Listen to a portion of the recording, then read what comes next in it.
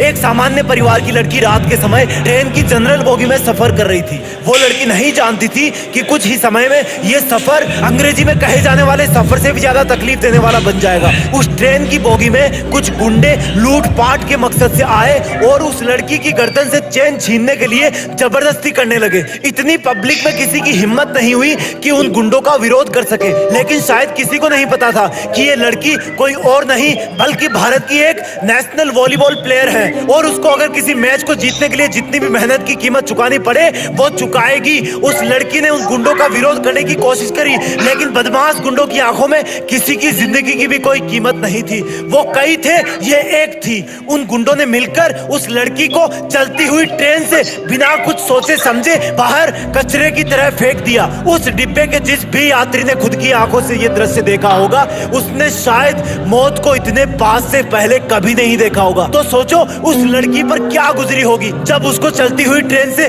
बाहर फेंका गया और जब वो बराबर के दूसरे ट्रैक पर आ रही ट्रेन से टकराई और जब वो ट्रेन गुजर गई तब उसने अपने आप को संभालने की कोशिश करी, लेकिन वो संभल नहीं पाई। और तब उस लड़की को एहसास हुआ कि अब उसके पास बची हुई जिंदगी जीने के लिए सिर्फ एक पैर ही बचा है। उसने उन दोनों पैरों में से जिनसे कई खेल खेले थे एक पैर को हमेशा के लिए खो दिया है। एक खिलाड़ी के लिए ही नहीं, किसी भी आम आदमी के लिए इससे बड़ा दुख और क्या होगा जब वो भविष्य के सपने लेकर किसी ट्रेन में चढ़े और वो यात्रा उसकी लाइफ की सबसे दर्दनाक और खौफनाक यात्रा बन जाए। और वो भी तब जब उस रात को वहां पटरियों पर से गुजरने वाली 49 रेलगाड़ियां एक के बाद एक और आने वाली हो। और वो भी तब जब वहां रात के डरावने अंधेरे में कोई जंगली जानवर या चूहे उसको जिंदा खा जाने के लिए तैयार हो। तब तक किसी को नहीं पता था कि भारत की एक national volleyball player railway track पर ऐसी हालत में पड़ी हुई है जहां पर उसको भी नहीं पता